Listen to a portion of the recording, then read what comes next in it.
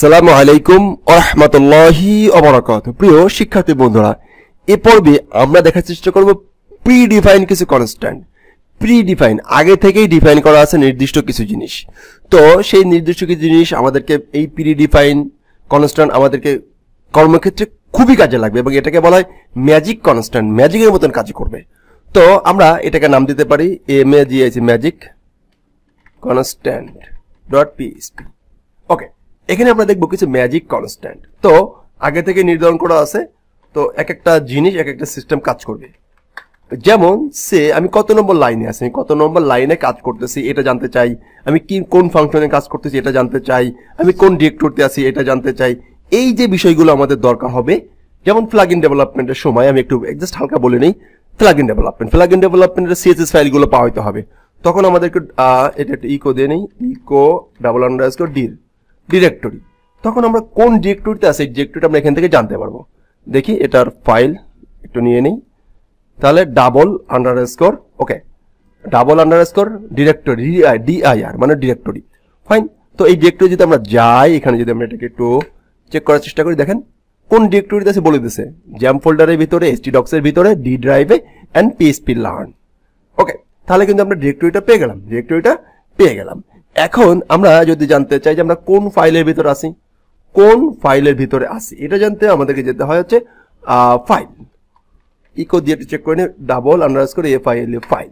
এই file magic কনস্ট্যান্টের মাধ্যমে আমরা জানতে পারবো আমাদের এই যে লিখতেছে এই লেখাটা কোন ফাইলের ভিতরে আছে হচ্ছে কি, দেখেন D drive, XAMPP, htdocs, php learn and magic constant dot PHP, এই ফাইলের ভিতরে আমি আছি। এখন আমি যদি জানতে চাই যে আমি কোন লাইনে আছি, এখন আমি আছি 8 নম্বর লাইনে। কত নম্বর লাইনে? 8 নম্বর লাইনে। তাহলে ইকো লাইন। যদি আমি লাইন দেই তাহলে আমাকে লাইন নম্বরটি জানিয়ে দিবে, আমাকে লাইন নম্বরটা জানাই দিবে। এখন 7 নম্বর লাইনে 7 নম্বর লাইন জানিয়ে দিল। এখন আমরা যখন আমাদের ফাংশন তৈরি করি, ফাংশন তৈরি করি,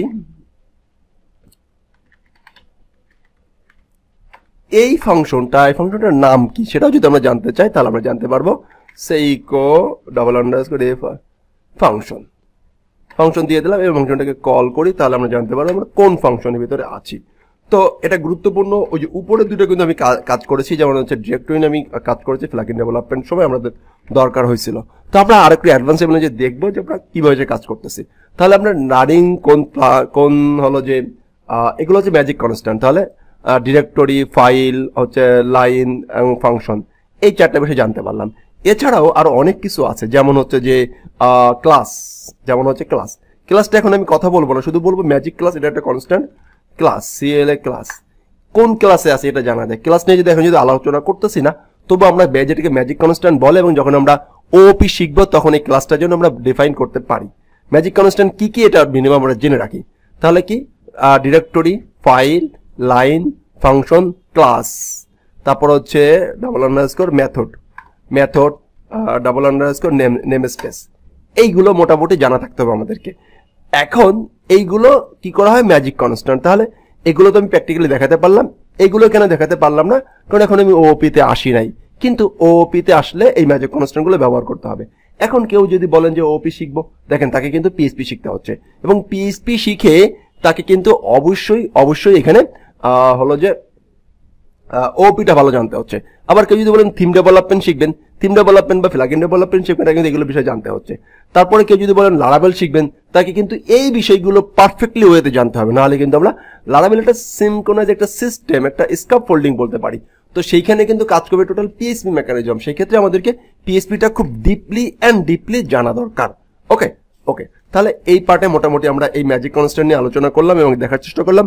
নেক্সট পার্টে আমরা পরবর্তী আরেকটা লেসন নিয়ে চেষ্টা করবো, যেমন হচ্ছে অপারেটর। এখন টোটালি মোটামুটি আমরা ম্যাজিক কনস্ট্যান্ট মধ্যে ক্লিয়ার করলাম। এরপরের পার্টে আমরা অপারেটর নিয়ে কথা বলার চেষ্টা করব এবং দেখার চেষ্টা করবো ইনশাআল্লাহ তাআলা। ওকে।